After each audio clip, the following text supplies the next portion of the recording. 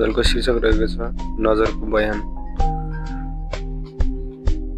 तिमी बिना यो मन किन शून्य लाग्छ, हावा चल्दा पनि तिम्रो गन्ध आउँछ।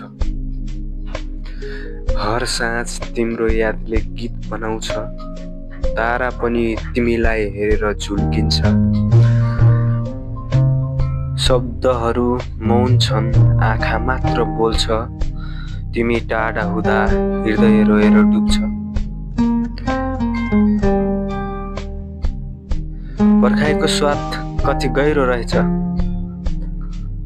तिमी भेट्दा मात्र यो प्राण बोल्छ।